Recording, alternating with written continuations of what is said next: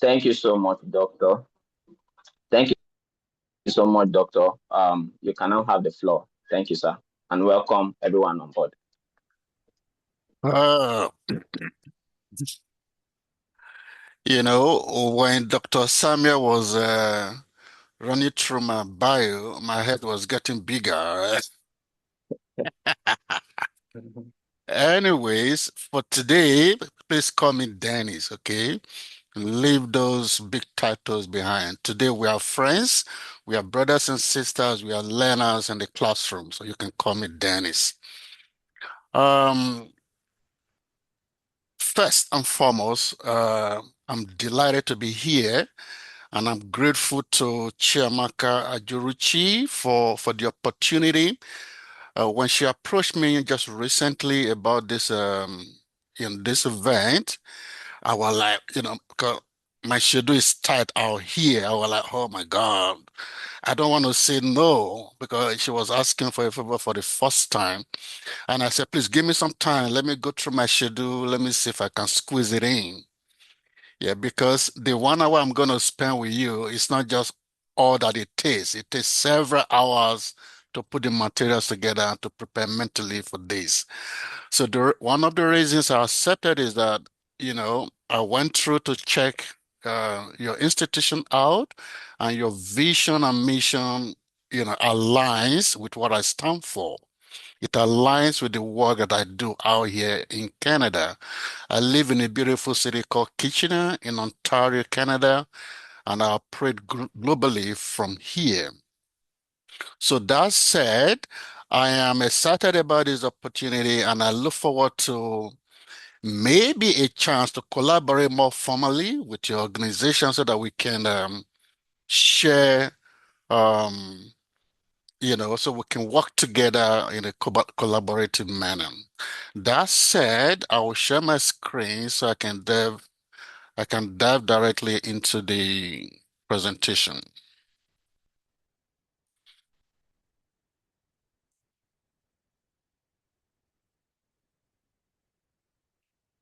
Okay, if you can see my screen, please indicate with a hands up, a thumbs up. Can we all see my screen? Okay, thank you very much. So, as much as possible, because I know I'm dealing with professionals here, um, I will make this as interactive as possible so that we can have this wonderful conversation. The topic for today is leading for impact, sustainability, innovation, and the future of business. This title or theme is so loaded, and as much as possible, I'll try to break it down to make it assimilatable to everybody here. Now, let's start from understanding what leading for impact means. Organization exists for a purpose. We don't just set up business, we don't just set up organization. The major aim of every organization, whether for profit or not for profit, is to create value. Value through purposeful leadership, sustainable thinking, and continuous innovation. Continuous innovation is very important because the world is so dynamic. The business world has become more dynamic than ever before. So there's a little formula I put in there to just remember what leading for impact means. It combines purpose, sustainability, innovation, and resilience. And I will define this term as we progress. Purpose is important because it provides direction. You can't just jump in a car in Lagos and say, I'm just going to drive. You must have a purpose, you must have a destination that you're aiming at.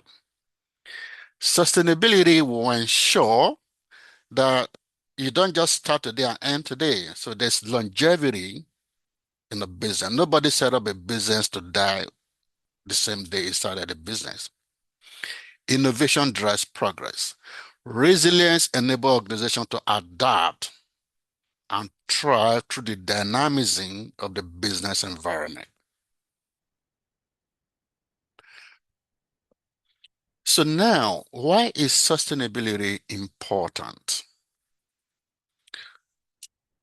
At a broader level, sustainability stands on a tripod that is usually defined by the three P's.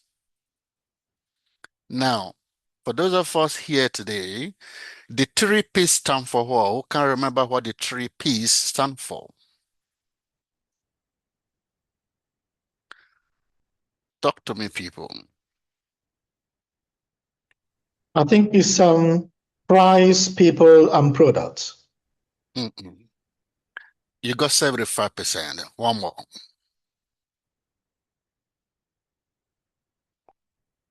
Who else want to try?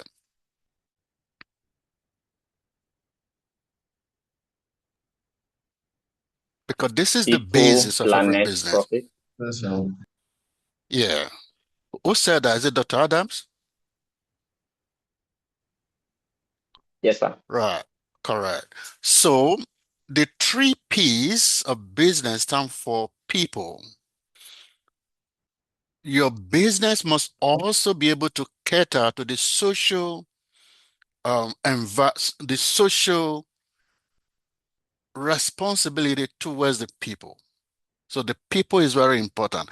And people, not just people outside of your business, even people from within, because charity must begin at home. So people. The second P stands for the planet. If we destroy the planet today, our children and their children may not have places to live. Over the past couple of years, you must have heard about different things happening across the world. There are wildfires today in Canada and part of the United States. There's wildfire that is, destroying a lot of part of the ecosystem because of global warming. There are also floods across different parts. You guys live in Lagos, you will understand what flooding means. So we must ensure that the business we do not further degrade the environment. The last P, I use that word deliberately. The last P is profit. Though a lot of organizations or executives think that profit is the first reason why businesses are established, that's the wrong way of looking at business. Because if you're out to just make profit alone, chances are you won't take care of the people within your organization, outside of the organization. You won't take care of the environment. So we must look at the people, the environment first before we look at profit. Innovation is the tool that you use to ensure that in taking care of the people and the environment, you're also able to still make profit and stay in business, because no business will stay afloat without profitability. And now, leadership. What's leadership? The leadership question is, how do we inspire people to achieve our sustainability goals and our innovation goals? The greater asset in every organization today, and it has always been so, is the people. Not the processes, not the equipment, not the money you have in the bank. Without the people, all of those other systems don't work. So people is so important. Why are all of these necessary? Today, we live in a world that refuses to stand still. The world has become so dynamic that what happens in one corner of the world will have a lasting impact on everybody across the world. That's the world we live in today. For instance, geopolitical uncertainty. In 2022, to be specific, February 24th, Russia launched a full-scale invasion of Ukraine.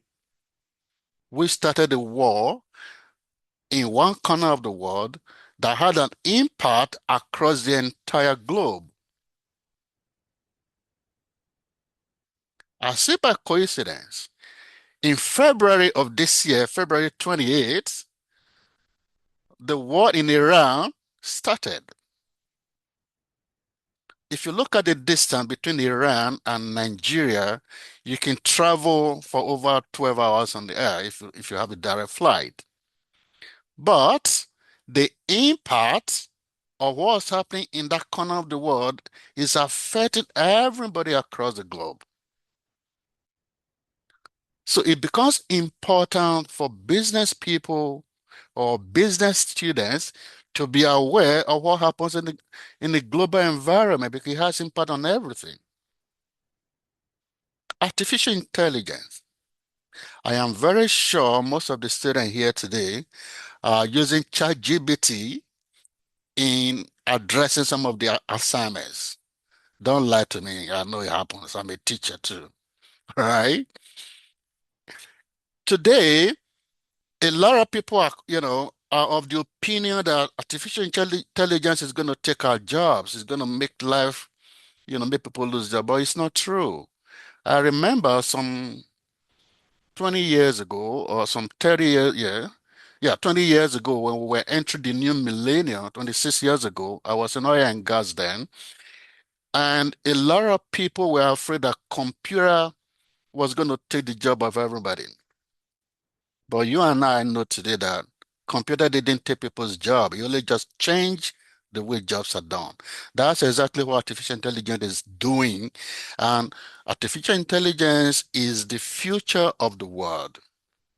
So the earlier we embrace it positively, the better for everybody. I'm not saying you should use it to do your project and assignment, okay? But it has its own role. So don't just put the question on ChatGPT. In 30 seconds, it gives you answers. If you do that in all of your assignment, you will not really learn because you are not engaging with the materials. Now, the next factor is climate and ESG expectations. The acronym ESG stands for what? Who remembers? What does ESG stand for? Environmental, social, and governance. Thank you very much. Father John Promise, are you a Catholic priest? I am indeed, Dr. Dennis. Oh, interesting. I'm Catholic too, so it's good to have you here. Nice to have you. Thank you. So there's environment there's social, and there's governance. Today across the world, the regulatory framework is changing, or frameworks are changing across different parts of the world.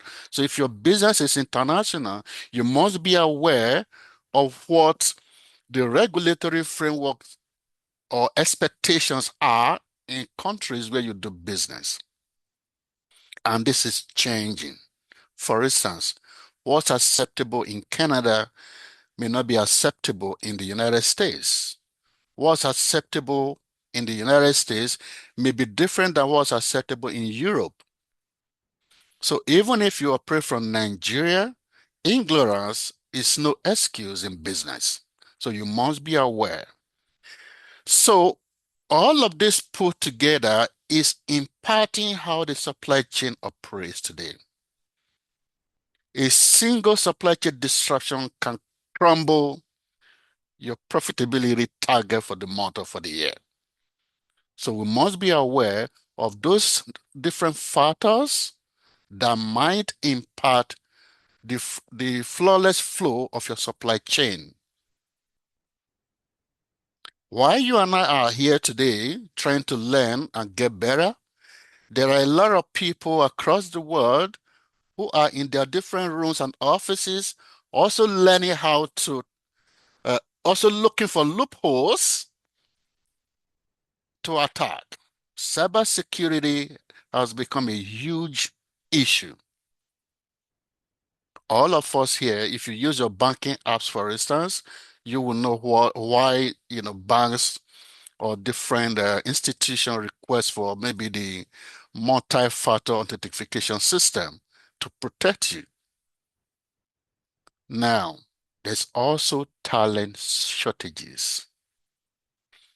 People may be surprised to see this. Why do we say talent shortages?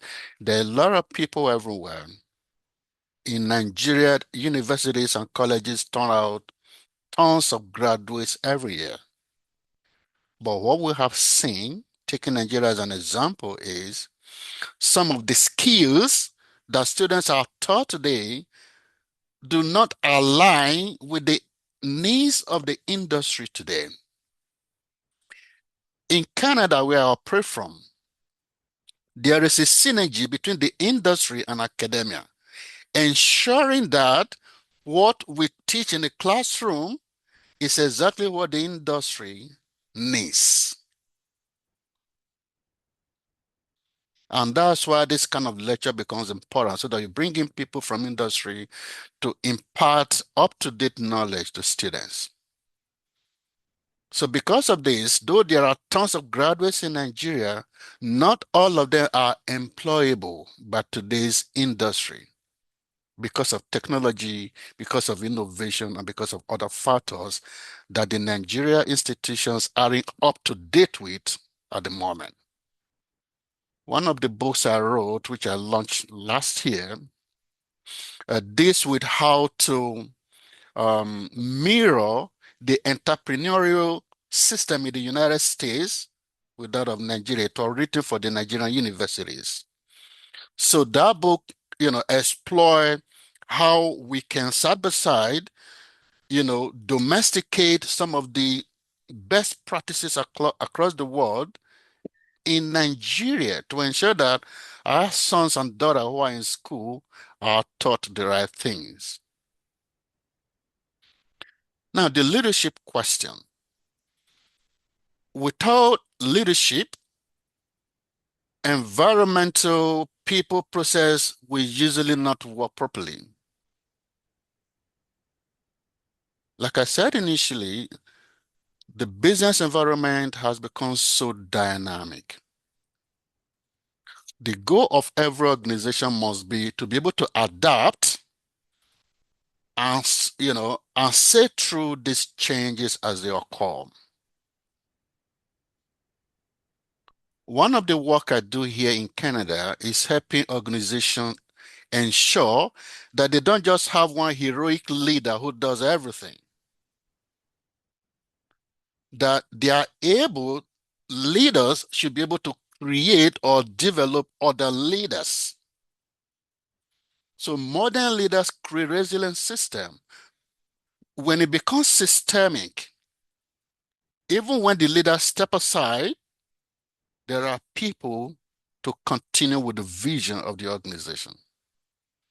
Therefore, success must never depend on just one key person who is the hero of the organization.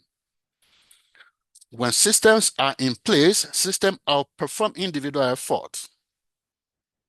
Leadership is about empowering people, ensuring that there are succession planning across the different hierarchy, ensuring that some of the key skills are replaceable, such that if somebody who is, who may be very talented isn't around, the company does not just stand still. Therefore, lasting impact comes from building capacity. A historic leader, take it from me, a historic leader solves today's problems. A great leader builds systems that solve tomorrow's problem. The ultimate test of leadership is not how much depends on me as the founder or general manager or CEO, but on how much succeeds when I'm not around. Because there are various reasons why leader may not be around. Sickness can happen, family issues, even death. So, over time, the focus of leadership has evolved over time. So there are different eras. I'm just presenting about 4 of the eras here. The industrial age, we started around 1760 to 1970, focused on efficiency. So there was standardization built into the system, productivity, hierarchical command and control. This was the era of mass producing and developing different things. Between 1970 and 2005, that period is usually termed the information age, where knowledge became the currency. So people built expertise, education, information sharing, and knowledge workers. The digital age started from 2005 to 2022. Organizations then focus on agility and adaptability because agility was very important, because competition was rising across the market, and the more adaptable you are, the better your chances of surviving. But today, the focus is also changing. You must be able to adapt. You must be able to scan the environment and use your judgment to know what's best for your business today and the future. So adaptability, judgment, and resilience become so important today. So a little more on sustainability, because this is where this is the cruise of the matter. Sustainability, though it stands on the tripod, like I said before, that has to do with the environment, your profit or economy, and the people, we can break this down further into financial sustainability. Without financial sustainability, no business survives. So your business must be able to make decent profit to stay afloat. Operational sustainability. The day-to-day running of the business. If you're into manufacturing, for instance, you will understand that operations is actually the engine room of the business, because operation people create the value. When I was in the oil and gas, I spent a lot of years in operations, where we monitor production and drilling operations across many fields. If there is operational problem that lead to the reduction in your production per day, the CEO will be aware of it, because the production per day is the lifeblood of the company. Then there's also people. I'm a people person, and I like to emphasize that in every organization, the people are the most important assets. Without the people, there is no business, there's no company, there's no institution. Now, how do we ensure people are sustainable? Part of what I'm doing for small businesses here is to ensure that when you have a key person who is very important to your business, to your operations, you must also ensure that there are people underneath him who can easily step into his shoes. And this comes through training, through mentorship, through job shadowing, and so many other things. Yeah, that costs money to do, but if you want your company to survive, you better do.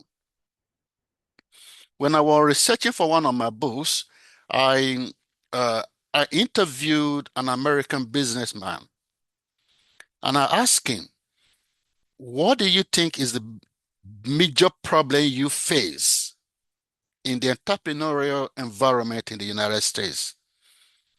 He said to me, the problem we have here is that you get somebody today, get the person trained. The moment the person becomes very stable, it takes a bow, move away, and set up his own business. Because in North America, we make it so easy for people to build their own businesses. The educational system in North America is entirely different from that which we inherited from the British in Nigeria. The British educational system trains us to work hard, study hard, make good grades, design beautiful resume, and go look for jobs. As you guys in Nigeria can see today, those jobs are not there anymore. In North America, we train our students to learn, get out of college, and set up their businesses. And there is the environment encourages that because the government has a lot of support system in place, what we call entrepreneurial ecosystem, that allow people to easily transit. In Canada, for instance, if you check the statistics of Canadians who have first degree or go further to have master's or doctorate as we do, the percentage is so few. A lot of Canadians they just want 2 years diploma and they are out of the college, they set up their own businesses. They are not going to design their resume to go look for jobs. At 19, 20, 22, Canadians already own businesses. And that's why the environment is thriving. That's why the rate of unemployment is low compared to what we have across some African communities or states. Environmental stewardship is important, like I said before.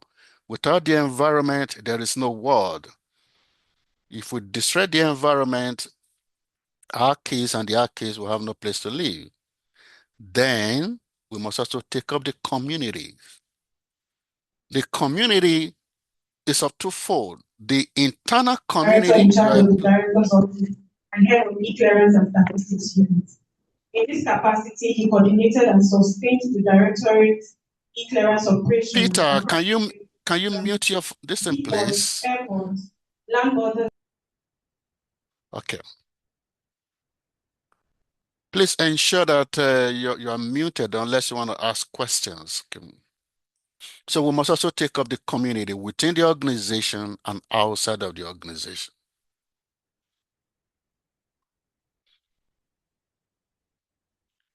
Innovation beyond technology. If I may ask you, what is innovation? What does innovation mean? And how can we marry innovation with sustainability and leadership?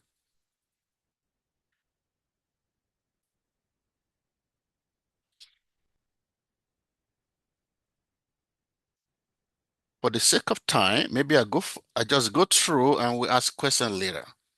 Or Dr. Samuel, what do you think? Can somebody in the class talk to us about innovation? If you ask me, I would say innovation is a process of translating new or existing ideas into practical realities, and like you mentioned before, why making that happen? To also think ahead, knowing that today's innovation will be different from tomorrow's innovation. Father John Promise is already a CEO. He's already a CEO. I hope the Catholic community will allow you to set up your business and develop it, okay? I hope so. Yeah, I'm hoping. yeah. Father Ede did it. Remember, Father Ede in Enugu. Yeah, He has did. universities. His school was one of the first in Nigeria. Yeah, right. Yeah. Yeah. So, somebody else wanted to say something. Yes, please. Okay, yeah. Good afternoon, Doctor. My name is Paul. I don't know if I'm being heard. Yes, yes. Okay, so innovation is about creativity. It's about bringing something novel, something new into an ecosystem, regardless of whatever business you are into, whether you are into telecommunication, you are into banking, you are into agribusiness, you are into even the academia, whatever you bring that is novel, that is new, that's that is actually new is innovation. Mhm. Because then you are challenging the status quo. Thank you. Yeah, thank you very much. Beautiful idea from those two participants. One thing for sure is that there is really nothing new. Everything we have today could be a variation of what already exists. Yeah, I agree. Some people can go into their, go to sleep in their dream world. Some very innovative idea occurs. But majority of the times, what we have is looking at what exists and seeing how we can make it better. Again, in my entrepreneurship consultancy, one thing I tell people is that even if you're a scientist, you go to bed, you sleep, and you have a beautiful idea, that idea may fail unless it has been tested in the market. So the first thing to do is to scan the environment, see what's in the market, identify what we call pay points. What are customers of a particular product or service complaining about? When you identify that gap and you bridge that gap through innovation, you have a market and you will have a successful business. So it cut across products, processes, business models, customer experience, culture, and so many other things. So we must innovate across different things because, if your product must become innovative, there has to be an innovative process too. And your business model will keep evolving over time as you innovate in order to satisfy your customers. Now, you may be very surprised to hear this today because this is actually the basis of my consultancy. The greatest risk to growth is not finances. The greatest risk to growth is not technology. The greatest risk to growth is not even the processes. The greatest risk is what I call owner dependency risk. What does that mean? Let's assume that Father John Promise step out today and set up a business, and that business came out of his innovation, from out of his innovative mind. He starts the business. Yes, during the first couple of months or years, he's going to be alone, doing everything alone because finances may not be so robust to employ everybody that he needs to employ. So he starts alone, build it gradually. However, over time, unless he is mindful of owner dependency risk, over time, everything will depend on him. If he's not around, the business stands still. That to us is the biggest risk.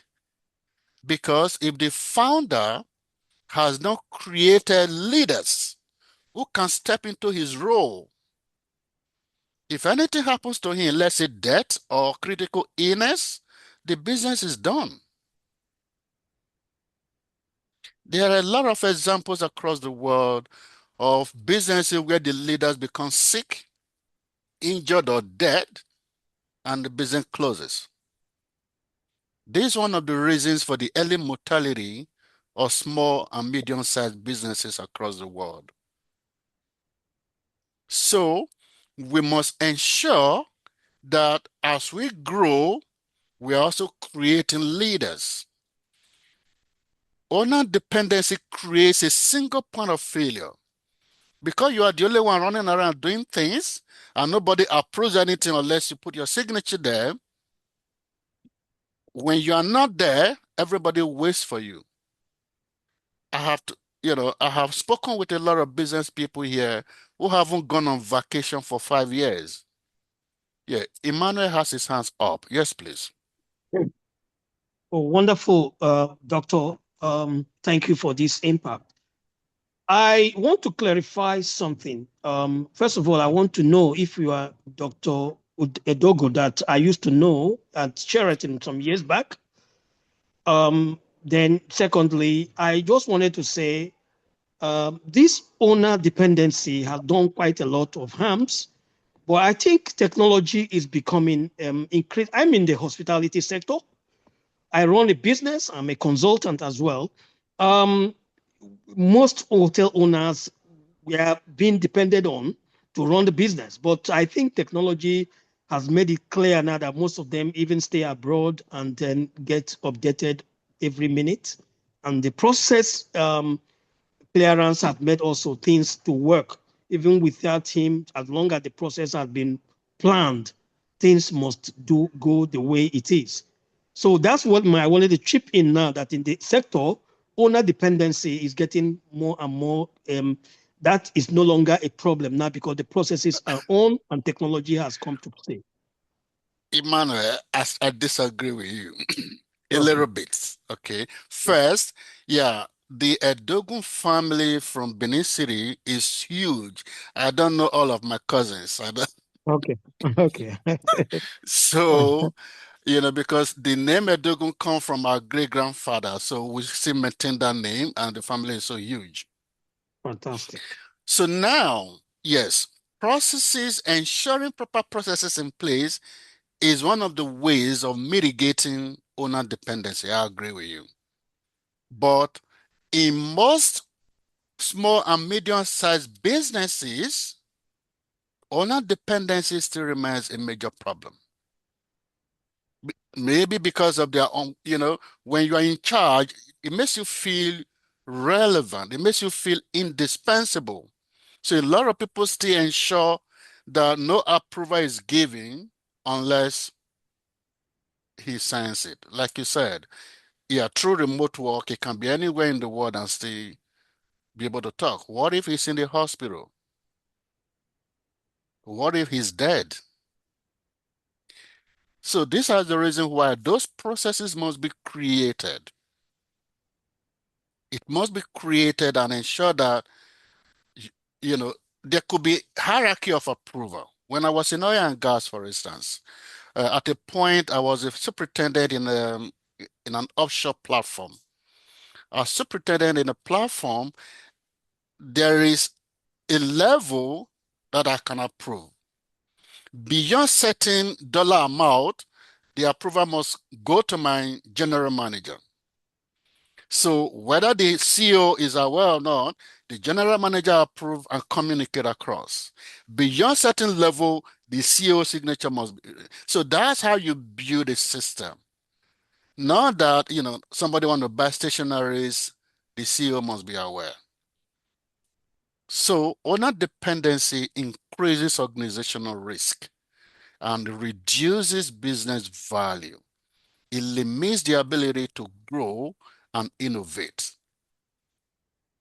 The ultimate measure, to me, the ultimate measure of leadership is not how indispensable you become, but how independent your organization becomes. An organization that can exist without you is a resilient organization. So, looking at leadership, first, you must have purpose. You must ensure you have the right people, ensuring you have square pegs in square holes, round pegs in round holes. Ensure the processes are up to date and functional. Ensure the right technology are in use.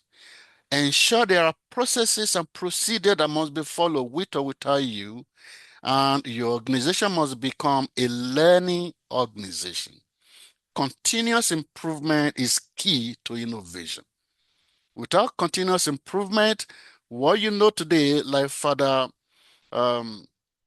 like the priest said, innovation of today might become obsolete tomorrow. Let me give a typical instance.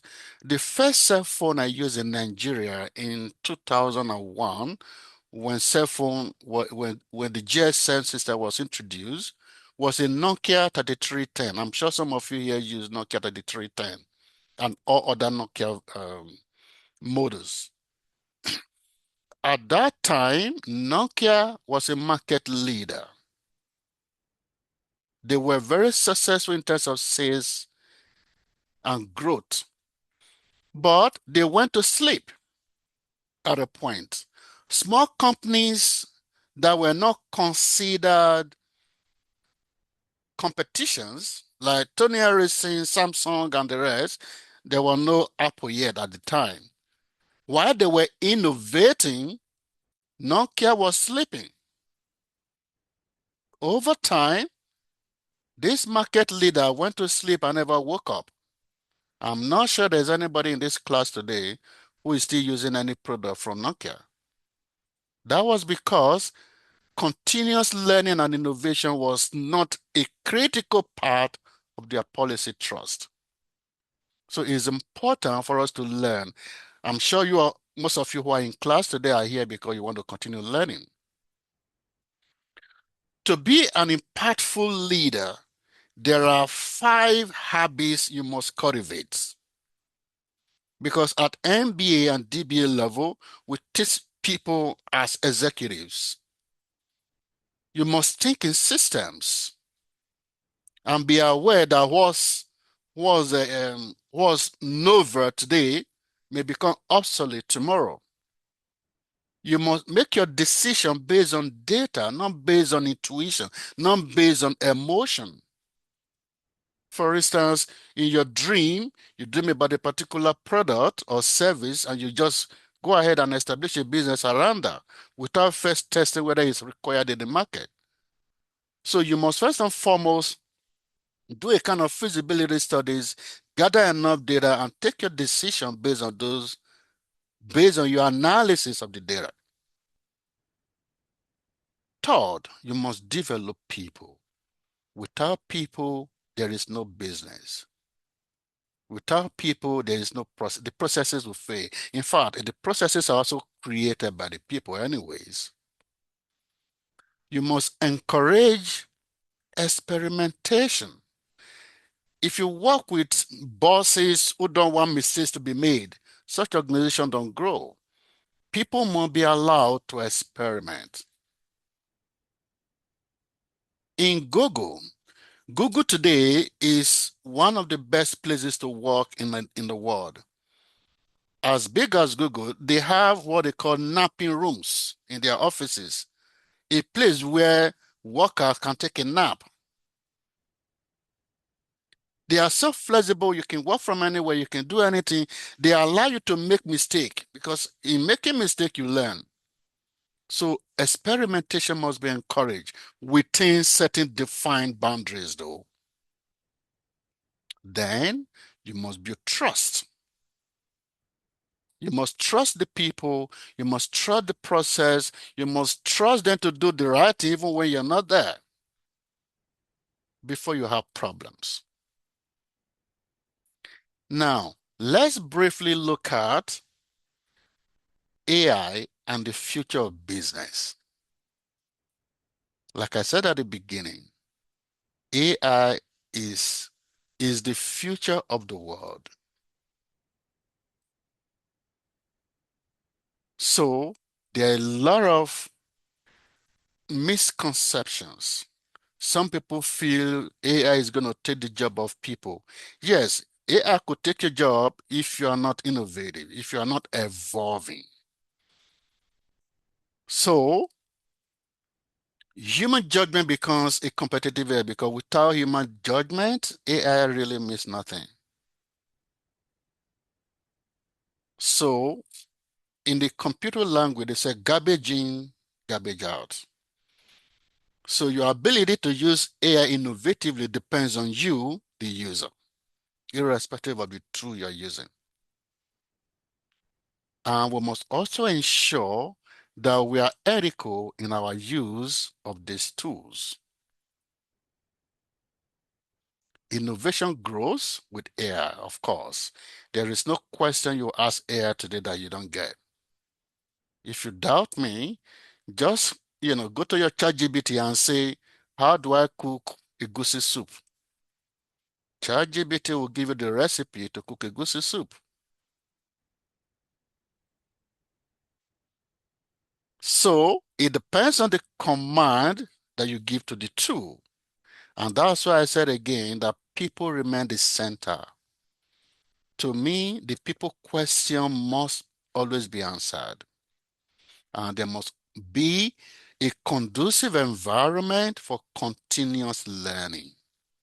Without continuous learning, there is no growth, there's no innovation, and profitability will suffer over time.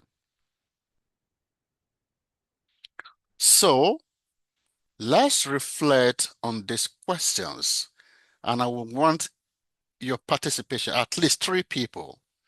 The first person will talk about what he thinks is the greatest strategic risk.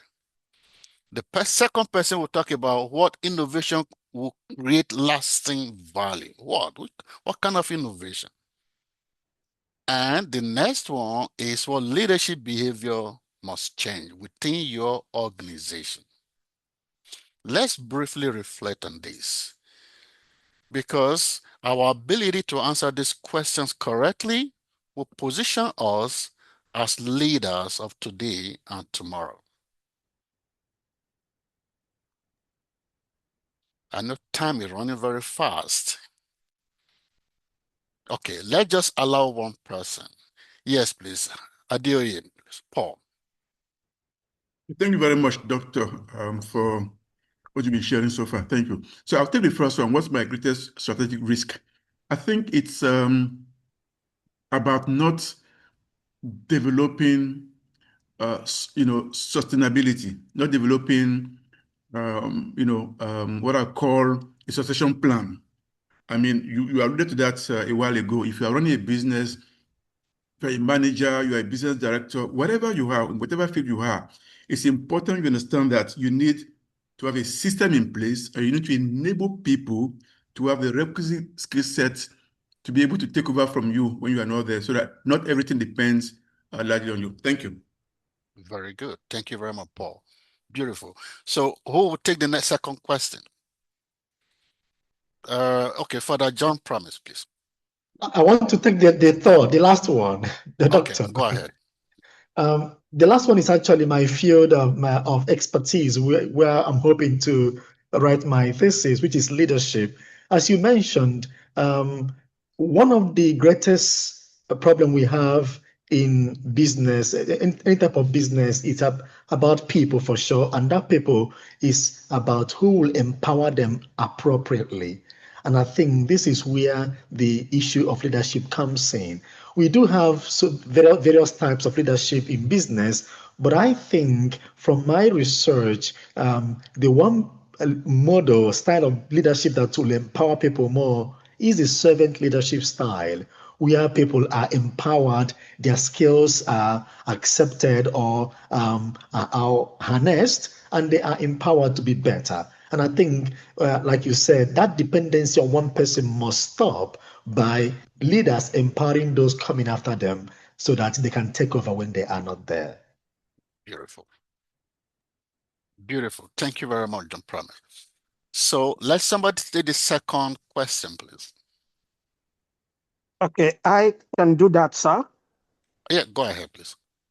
Okay, an innovation can create a lasting value. However, such durable innovation must be able to address a fundamental human needs, such as health, communication, education, or security, or even access to opportunity.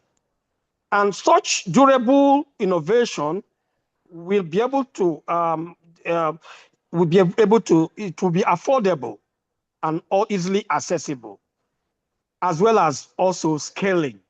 This is what I see as a lasting value. Absolutely. And in addition to that, it must also take care of the environment, take care of the people, and ensure there's profitability for the organization. Fantastic. Because without profitability, no business survive for a long time. Thank you very much, people. So now I will be wrapping up now, and I'd like to say to lead for impact, there are things you need to do. Success is measured by results. Impact is measured by value you leave behind. You know, when we say somebody's successful, most time we are just looking at the balance sheet and thinking about the profitability. But an impactful leader ensures that value are created even when he is not there anymore. Great leaders don't just achieve goals. Like the last speaker said, they develop people, strengthen organizations, and create lasting positive change.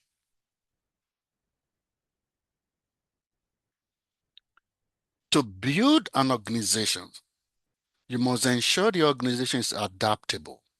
You must ensure the organization is innovative and it endures over time. To do this, you need to create a system that flourishes even when there are uncertainties. Because one thing that is permanent in the world is change. So you must ensure your system is dynamic enough not to crumble during those changes. Again, you must create and foster that culture of continuous learning. I am a lifelong learner. Though I have my doctorate degree, I still learn, I still take courses. To be a good teacher, you must be a good learner first. You must ensure you reduce that dependency on single or couple of individuals. You must prepare your organization not only to survive disruptions, but to emerge even stronger. I would like to elaborate a little on this. COVID-19 shut down the entire world.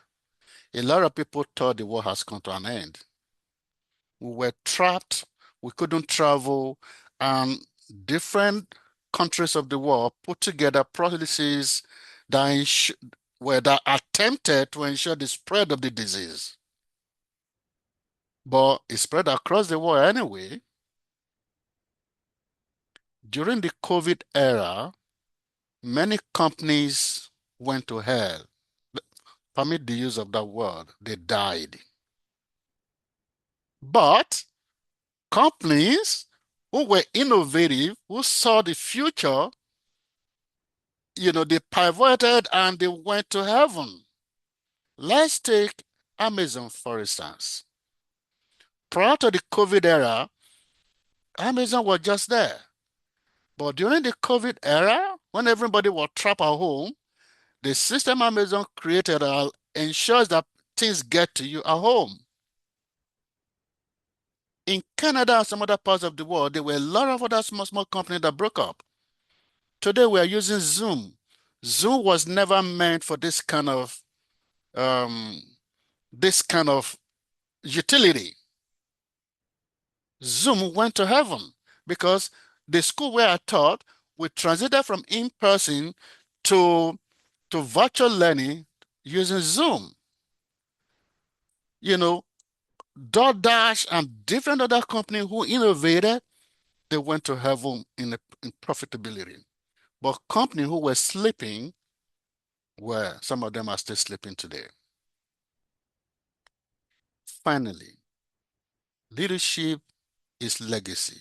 It's a legacy that must be bequeathed to the next generation. If you become a powerful leader, like Father John Promise said, you must ensure that you are a servant leader. You're not that big boss who is so egocentric, who is so up there, who want to be indispensable. If you are not there, nothing works.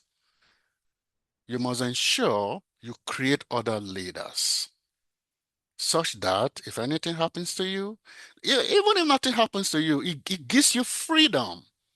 You can take vacation and go to the Bahamas and go out to sea, do other things, and your business is running. Even when you are in a place where there are no access to the internet, so nobody can reach you. So you must create leadership and ensure there are proper leaders within the organization. And finally,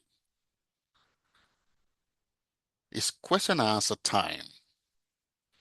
So if you have questions, I will leave that to Dr. Adams to moderate, and I will start sharing at this time.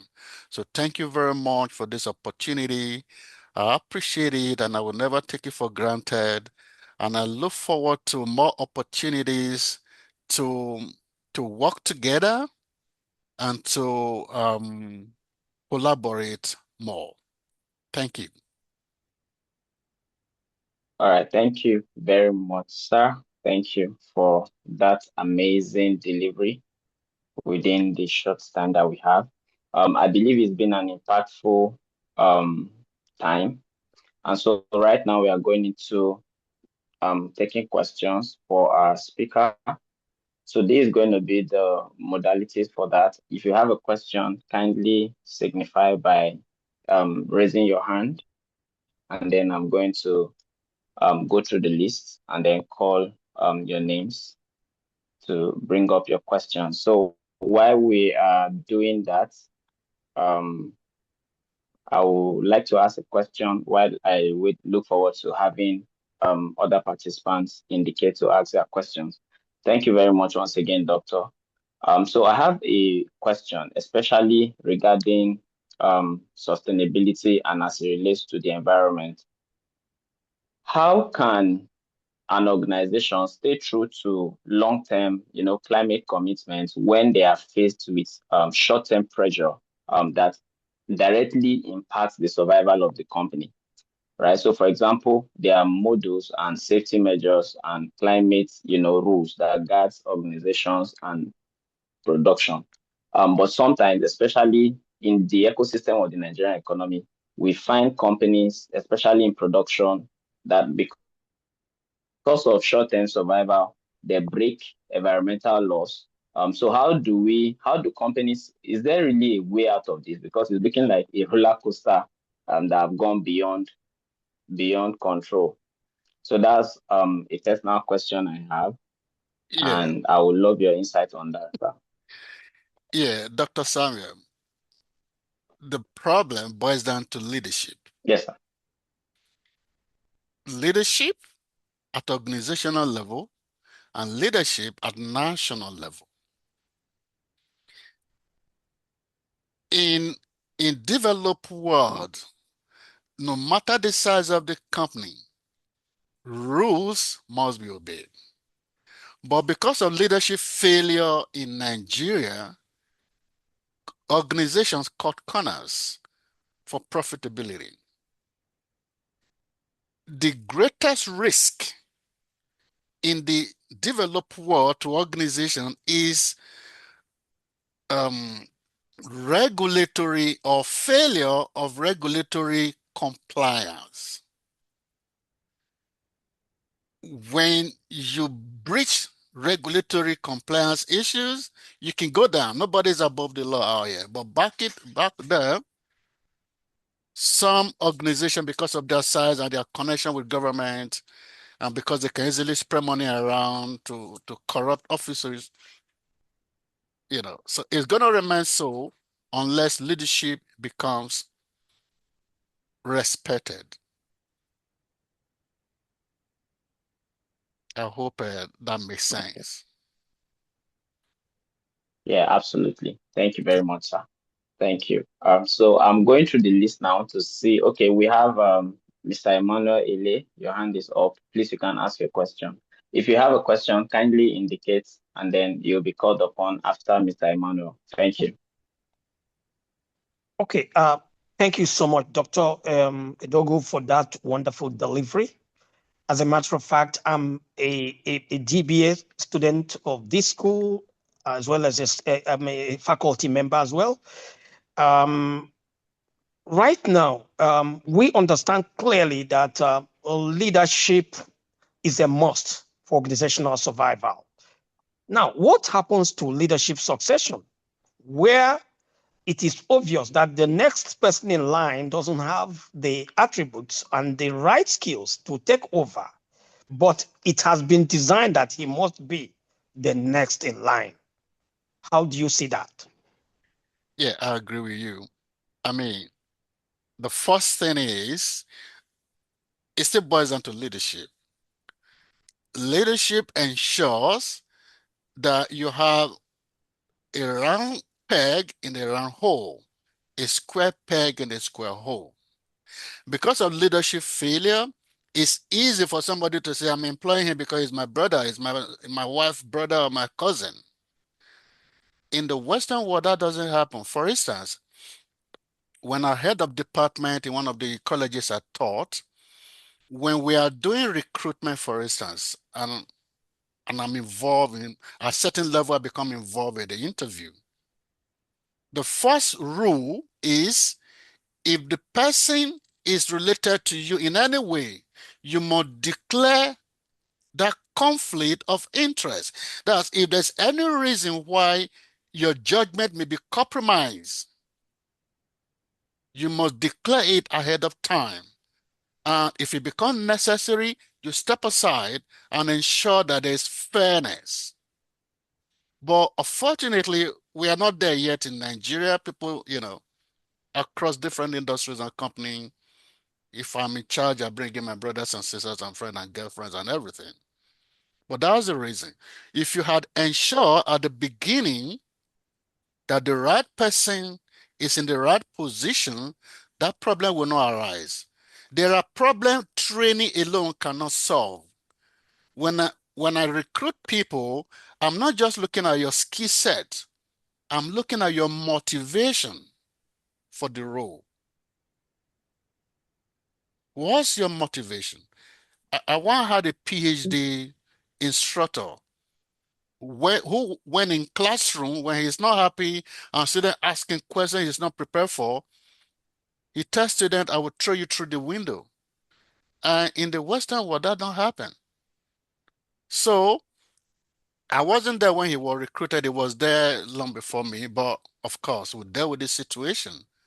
So at the beginning, there has to be a proper process in place that allow you have the right person for the right position. So, Doc, can I ask one more? Because Yeah. the reason why I asked this question came out of an experience. Sometime about 6 years ago, I consulted for a hospital, a big hotel in the southeast. I won't mention the state. And then they had issues, and I came in for 3 months to do a retrieval, as what we call, because that's the industry I've been for the past 30 years. And suddenly I dictated clearly that it was serious leadership problem. But the owner was aging, and he wanted to get the right person to take over the job. Hello? Yeah, I can hear you, Emmanuel. Go ahead, please. Okay, sorry about it. Okay. So now the owner brought his son, who was barely finishing college in one of the UK university. And the guy came down. He said I should sit with him and see how he can become the executive director, just to take over the Home Affairs.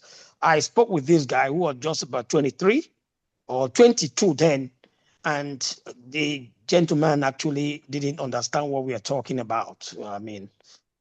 But I spoke to the father and I said, can we give this guy some time to learn? Let him start somewhere, let him start from like a first line manager position and begin to, move up. Well, the man said, no, I don't have that kind of time. Put him there. Let him do the job. I can tell you the truth. I left not barely 1 year. The business crashed again. They were calling me and I told them I was somewhere in the UK. I cannot come.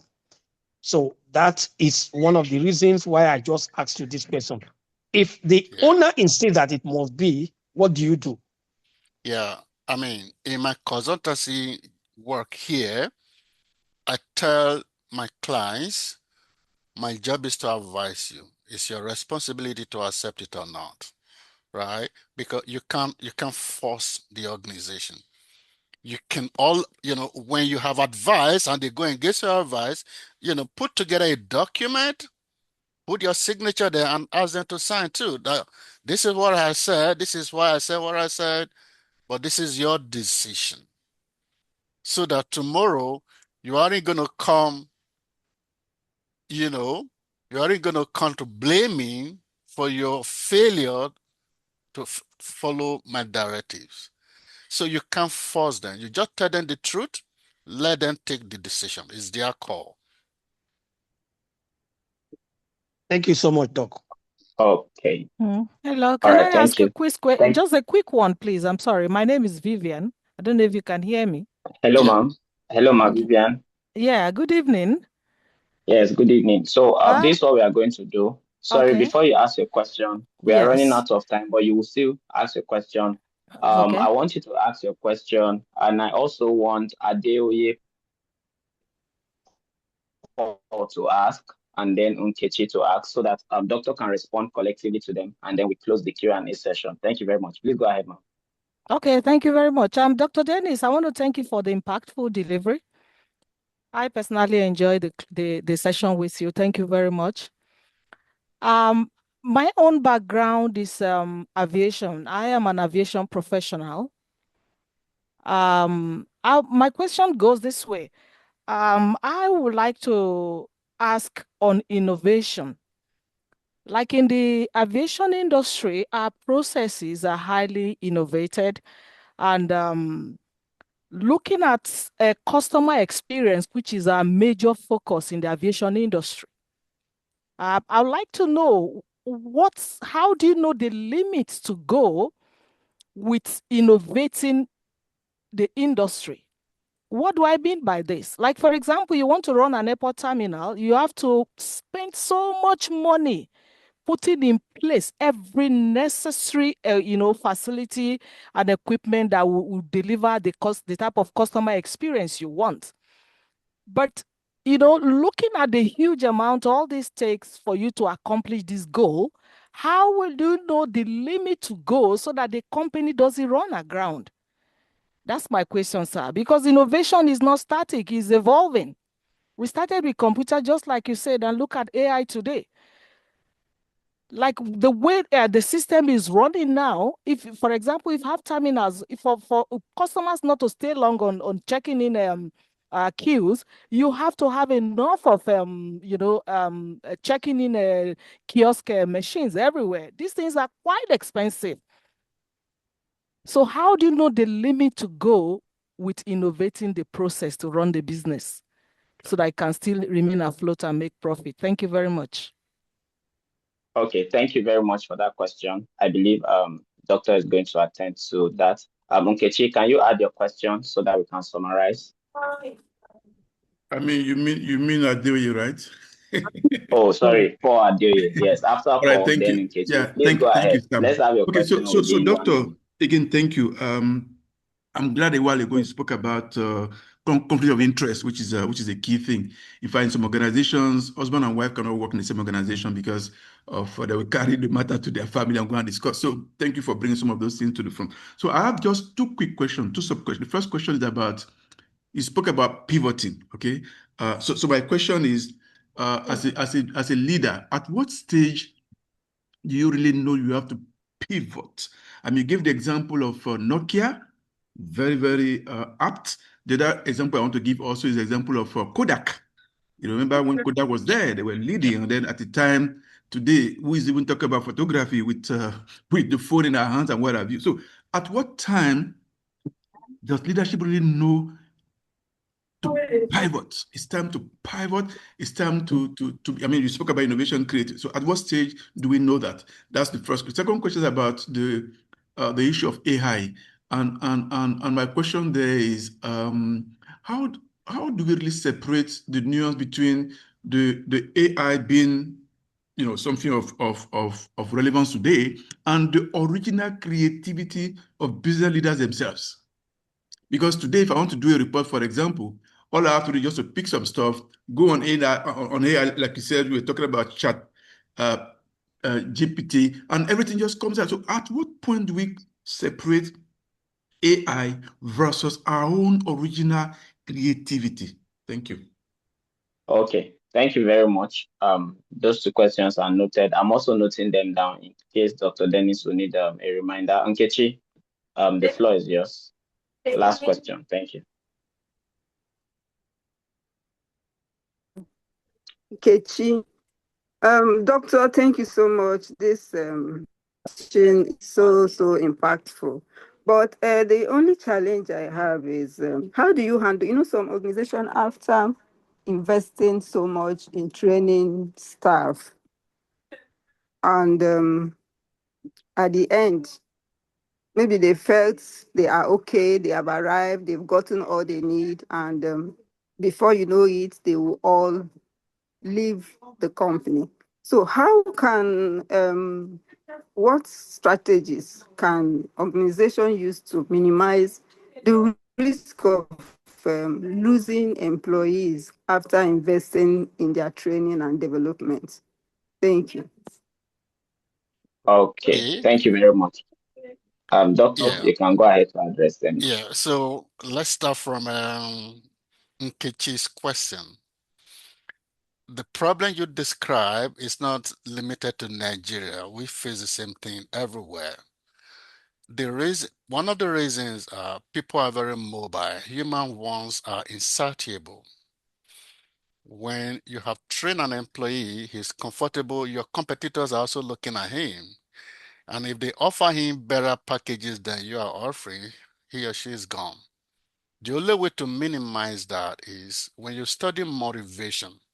Some people are intrinsically motivated, while others are extrinsically motivated.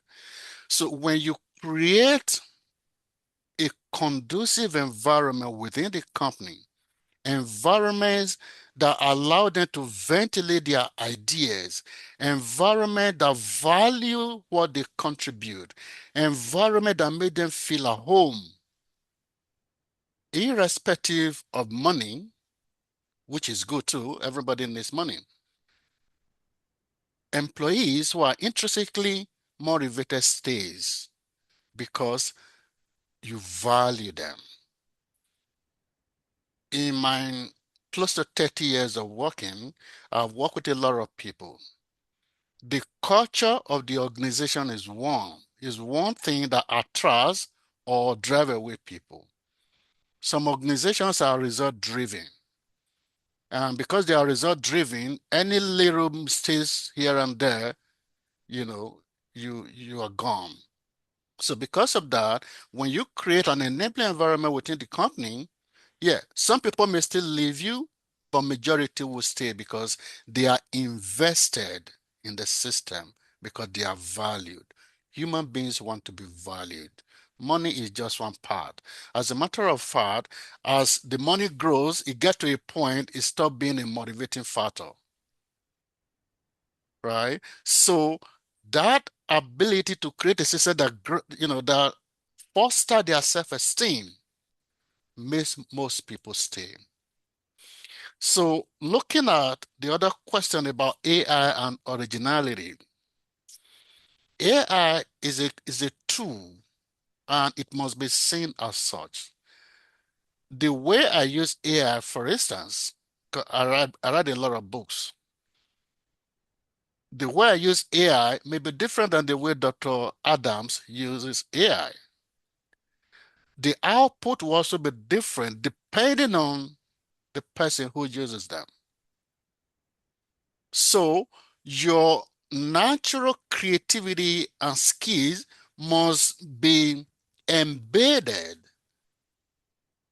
in the use of AI. As a teacher, I've taught a lot of students here. People still use AI here in writing their reports. But we'll have a tool in the system that helps us identify who has used AI. But some intelligent students will use it without you knowing because they bring themselves, their originality into bear in doing the research. So that's very important.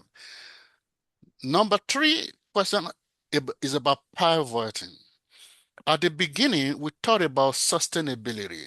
Sustainability stands on a tripod. The people factor is there, the environmental factor is there, the profitability factor is there. In strategic management, one of the major concepts we have there is environmental scanning. When you are in a business environment, you must always be on the lookout for what your competitors are doing.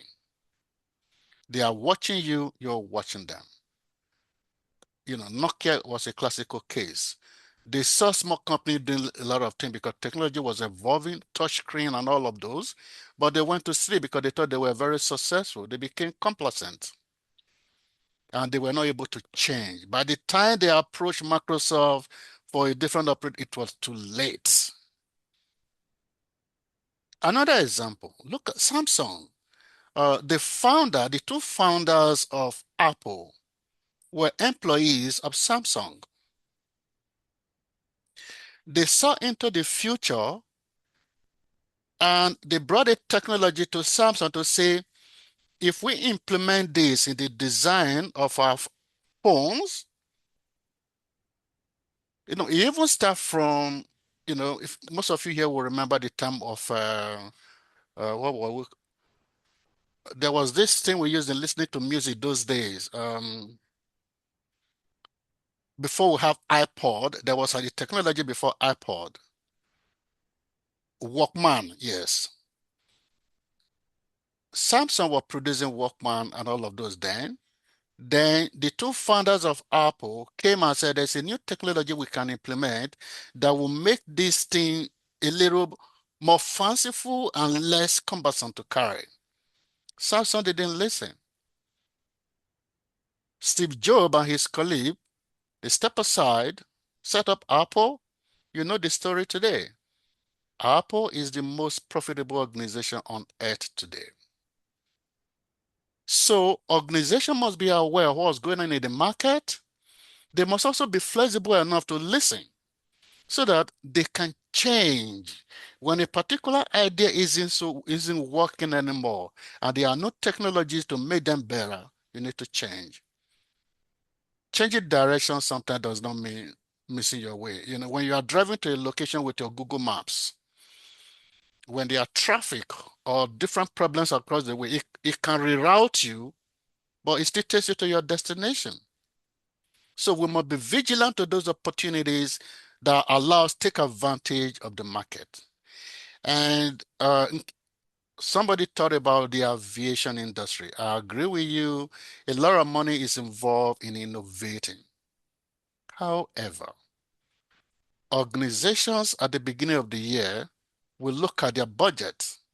And in looking at their budget, profitability is a major factor that must be considered. How much do I need to invest in order to get this? At the beginning of the year, what's my goal? Increase profitability by 20% or 25% or 30%, as the case may be. What do I need to do that? At some point, you might need to invest a lot of money upfront in order to meet your strategic goal. Strategic goals aren't just annual goals. When you're looking at your strategic goal, you're looking at 5 years, 10 years. If I have a goal to be here in 10 years' time, what do I need to do today, tomorrow, next year, and the other year to get there? So based on that goal, you can invest. Sometimes there's a lot of upfront investment, but at the end of the day, your profit is also a consideration. You need to invest, you need to innovate because the competition in the market is high. I mean, most of us travel every day. When you go to some places, you could be on the queue. In Nigeria, for instance, especially when you're going through the immigration system, each time I get to Lagos airport, I feel like crying. I cry sometimes. Sometimes you get there, there's no light. Everywhere is hot. Abuja airport is a little better compared to Lagos, maybe because of the crowd in Lagos. You know, I spent 2 hours in Lagos just going through the immigration system. So we must ensure, as much as we're looking at profitability, we must also ensure that customer satisfaction is at the top of our considerations. Where when you work in a government organization, the level of flexibility may be low because of the control of government over how businesses are done. But now, that said, one of the things I've done through my career is that if I tell you this is what I think, and you say you don't want that, I will send you an email reminding you and copying some other people. to say, well, based on my expert opinion, this is what I think. The decision is yours. So if you go ahead and guess what I've proposed and it backfires, I have a proof to say, well, I saw this coming and I said this. I hope I've satisfied. Dr. Adams, I hope I've answered all the 4 questions, right? Yes, sir. Yes, definitely, sir. So one more question, sir, in the chat box. I believe that will be the last question before we wrap up the Q&A. I'm going to read out the question. It came from Mr. Mark Okoje. So while I'm taking the question, please kindly go to the chat box and fill out the attendance and review link. It's right there in the chat box, everyone. Thank you. So this question says, from your lecture, you have made us to know that Canada, I've made us know that Canada being more successful than Nigeria in fostering a culture of innovation and sustainability. Now here's the question. How much of this difference can be attributed to the educational system? And what specific changes should Africa, in bracket Nigerian universities, make to produce graduates who are self-reliant, innovative, and capable of driving sustainable economic growth? Yeah, just hold on. Let me get my book, okay? Thank you, Doctor. That's the last question. Okay. So while we are waiting for that, kindly click on the link in the chat box and fill out your attendance and survey. Thank you, everyone. The bottom line is education. Education is everything. What we teach our kids in school is everything depends on education, everything. Okay, no, okay, let me try to expand a little bit on my bio. I did my first, second degrees in Nigeria in chemical engineering. I went to University of Aberdeen in Scotland to study another engineering field. I went to another university, University of Leicester, to study an MBA. And I went to school in the United States for my doctorate. And I also have other diplomas in Canada. So I've schooled across different educational environments. Nigeria, the United Kingdom, United States, and Canada. And I teach in Canada. The difference is like this. Let me give you an instance. In Canadian schools, exams account for only 30%. I will repeat that. Exams in most courses account for only 30 to 40%. The other 60 to 70% are for continuous assessment. That way, you're not going to memorize textbooks and come write exam that is 70% and you pass. That don't happen here. So the way we design our educational system is such that people, are taught to become innovative from the classroom. And in this book is titled Fostering Entrepreneurship, U.S. University Incubation Models and the Nigerian Potential. This book is available on Amazon. In this book, I thought about how Nigerian universities can mirror or copy, if you like, some of the things that I've taught here. But that said, education alone won't solve the problem. The entrepreneurial ecosystem, one of the factors there is government or governance. The political environment is a huge factor because government must have a direction.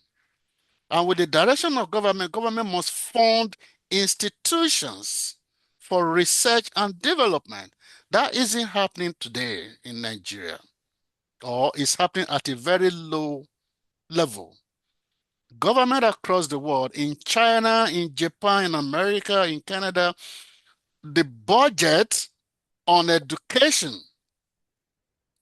is over 25% of national budget. Yes. In Canada, the budget for education is over 25%. If you look at Nigerian budget on education may not be up to 5%. So schools must be funded to create an environment where people learn, where teachers are happy, where the equipment and everything is there. I'll tell you, to digress a little bit because of time, when I did my master's in a university in Port Harcourt in chemical engineering, during my research, because I produce beer from local raw materials, when I was doing my research, you go to the laboratory in the morning, there is no light and there's no generator. You wait a couple of hours, maybe light comes, you miss your reagent, and in the process of missing your reagent, NEPA takes light again. So the day is gone. In Canada, in the United States, in the UK, and some other parts, researchers sleep in the laboratory. So there's an environment that allows you to stay and do your job. But that isn't existing in Nigeria today. So there's a whole lot to be done. The government must wake up. Private individual must support. And Rome wasn't built in a day. So there's hope that over time, things might change. Thank you. All right. Thank you very much, Dr. Dennis, for this awesome time. We appreciate your time. We appreciate the value and insight that you bring. This is indeed very priceless. We are getting close to the end of this session.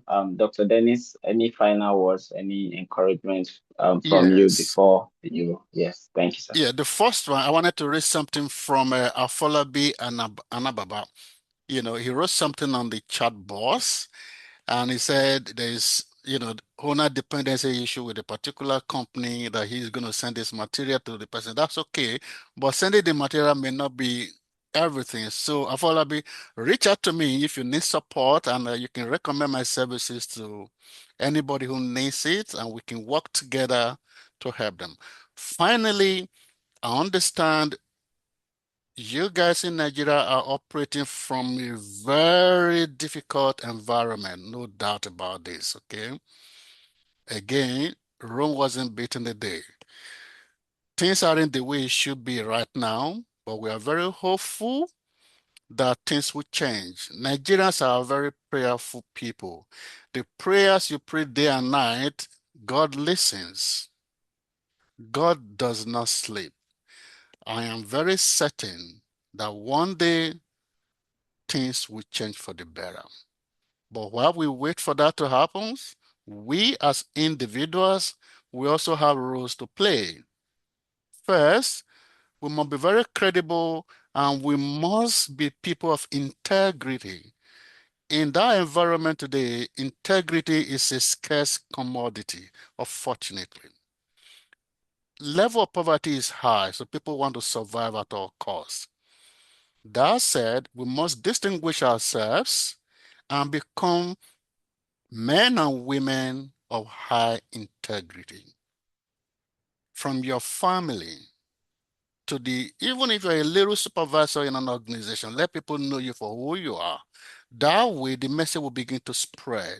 Because politicians who are there are from different families, right? They are our brothers and sisters. So if we become good people first, we will create good governance. There's hope. And like I said at the beginning, I am excited. This session was supposed to last 1 hour. It's almost 2 hours. This is very interesting. And thank you for your patience. Thank you for everything. I am available on LinkedIn. You can reach out to me there. Let's connect. Let's connect. Let's get this conversation going. To the management of your institution, Docenti, I'm here anytime. If you need me anytime, reach out. We can collaborate in curriculum development and other things, other areas. So reach out to me if you need my services. Thank you very much, and may God bless you all. Thank you, Doc. All right. Thank you so Thank you, much. Doc. Thank you Thank so you much, so Dr. much. Dennis. Thank you, Yeah. doctor. Thank you. All right. Okay, so right away, I want to yield the floor to Ms. Chiamaka.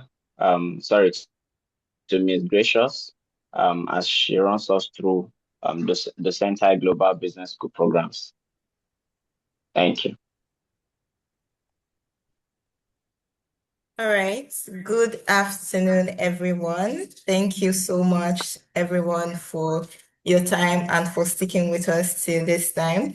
My name is 𝐻𝐧𝐠 Gracious, and I would also like to seize this opportunity to thank our presenter in person of Dr. Dennis. This was a very, very, very insightful section. I would also like to thank the moderator, and of course, we can't leave out our executive students and of course prospects on the call as well. I want to say thank you to everybody. So on behalf of the admissions team, I'm seizing the opportunity to inform everyone that admission is currently ongoing. So admission is currently ongoing for the various programs that we run here in the Docenti Global Business School. Admission is currently ongoing in our MBA in Health Economics and Healthcare Management program, MBA in Strategic Human Resource Management, MBA in Strategic Digital Marketing, MBA in Operations and Supply Chain Management, Masters in Business Administration, Masters in Data Science and Artificial Intelligence, Diploma in Cybersecurity, Diploma in Data Science, and of course, Doctor of Business Administration. So for those who are interested in enrolling in any of our programs, you can take advantage of the partial scholarship currently running to kickstart your journey. And you can also feel free to reach out to your advisors. That's if you have been communicated to by your advisors. So you can reach out to your advisors to take advantage of the partial scholarship currently running as well. So once again, I would like to say thank you to everyone on the call. Thank you so much for sticking with us once again till this very time. Do enjoy the rest of your day. Thank you.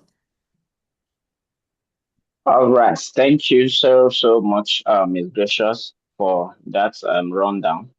All right. And want to also thank you for joining in, everyone. It's been a pleasure having you on board. And thank you for staying up until now. We also apologize for the stretching time, and we believe that it's worth it. All right. So I want to bring on board Ms. Chiamaka, all right, for the closing remark. Thank you. All right. Thank you so much, Dr. Dennis. Thank you, Dr. Samuel. For me, if I believe I'm speaking the minds of the participants now, if we were to say let's stretch more, I believe everyone would even want to stay longer because the session is very, very insightful and quite educating. So thank you so much, Doctor. And for everyone on the call, let's try to connect with Dr. Dennis. He has said it earlier. He's on LinkedIn as Dennis Edogun, and he's very active on LinkedIn. Trust me, when I mean very active, very, very active on LinkedIn. So try to send him a connection, and he's definitely going to accept your connection. And when you send him message, he's sure will respond to you. So let's connect with him and let's connect with every one of us. Let's connect with ourselves as well on LinkedIn. And also, I believe for some persons that have questions, I know some people might be asking about the books that he spoke about. He can also give you that answer via LinkedIn. And of course, he can also send his email for more communication. And also, Adams is also on LinkedIn as Adam Samuel, right? Adams. Dr. Adams, can you hear me? Yes, please. Okay, so let's also connect with him. Yes. He did very well. He really moderated the session so well. Thank you so much, Dr. Adams. And to everyone on the call, I believe by now you would have filled out the attendance that is on the comment section. We'll be sending the slides. I have the slides already, so I'll be sharing with everyone. So fill your correct email and your correct phone numbers. So I'll be sharing the slides and the recording to you. So do well to fill the attendance. And again, our career fair is coming up on the 29th of August. And I believe a lot of us have registered for the career fair. So please, I would love to see everyone on this call on that 29th of August. So having said that, on behalf of the executive principal and the dean of Docenti Global Business School, and again, Dr. Adams is actually Docenti Global Business School, not Docenti. So it skips my mind. So it's Docenti. So on behalf of the management of Docenti Global Business School, thank you so much for joining and see you on the next one. So before the career fair, we'll be having another session and we'll communicate that to you as well. Do well to enjoy the rest of your day and just bye. All right. Bye, everyone. Thank you. Oof. Done. Wow.